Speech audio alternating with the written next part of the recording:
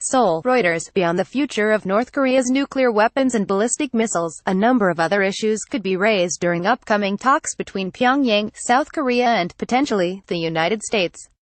North Korean leader Kim Jong Un greets a member of the special delegation of South Korea's president at a dinner in this photo released by North Korea's Korean Central News Agency, KCNA, on March 6, 2018. KCNA, via Reuters. North Korean leader Kim Jong Un plans to meet South Korean President Moon Jae-in in April and, according to South Korean officials, wants to meet U.S. President Donald Trump. South Korea's long, complex relationship with its northern neighbor leaves the two sides with a wide range of issues to potentially address.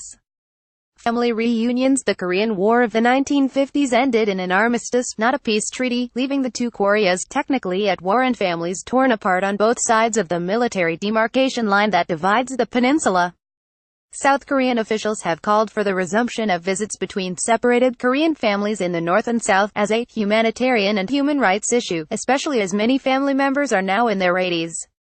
Over 75,000 individuals residing in South Korea are aging and dying without meeting their families residing in North Korea, said the Korean Red Cross, which has facilitated visits in the past. The last reunions were in 2015, before relations deteriorated over the North's nuclear program and other issues. The South has also sought the resumption of video conferences and the delivery of letters from separated family members. Detainees. North Korea has a number of foreigners imprisoned, including at least 6 South Korean citizens, according to the South's Unification Ministry. Among them are Christian missionaries Kim Jong Un, who was arrested in October 2013, and Kim Kuk-hai and Choi Chun-kil, who have been held since 2014, the ministry said. The other 3 are North Korean defectors who South Korea's National Intelligence Service said last year were captured by the North without specifying where and why. Japan's Prime Minister Shinzo Abe said on Tuesday he wanted to see a resolution to the issue of past abductions of 13 Japanese citizens Pyongyang admits were kidnapped in the 1970s and 1980s to train spies. North Korea also holds 3 American men. Kim Dong-chul, a Korean-American missionary formerly of Fairfax, Virginia and thought to be 62, was sentenced in March 2016 to 10 years of hard labor for subversion. Kim Sang-duk, 59, also known as Tony Kim, spent a month teaching accounting at the foreign-funded Pyongyang University of Science and Technology, PUST, before he was detained at Pyongyang International Airport in April 2017 while trying to leave the country. Kim Hawk, thought to be 55, also taught at PUST, which was founded by evangelical Christians and opened in 2010. He was detained in May while traveling by train from Pyongyang to the Chinese border town of Dandong. Pyongyang has previously demanded Seoul return 12 North Korean women who worked at a North Korea-run restaurant in China and defected to South Korea as a group in 2016. Economic, cultural exchanges. A rare example of North-South cooperation was the K industrial complex in North Korea.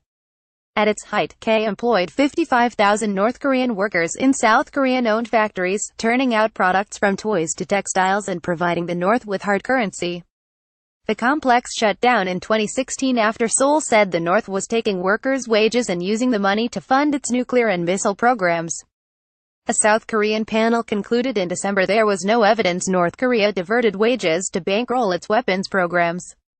South Korean factory owners have been hoping the thaw in inter-Korean relations would allow them to visit the complex to see what remains of the equipment and stocks they left behind when North Korea seized the factories, but an invitation from Pyongyang has not been forthcoming.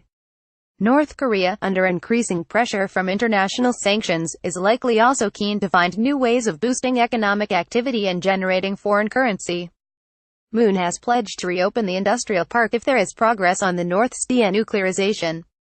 More likely in the short term, analysts say, are cultural exchange programs like those the two Koreas engaged in during the recent Winter Olympics in Pyeongchang, South Korea.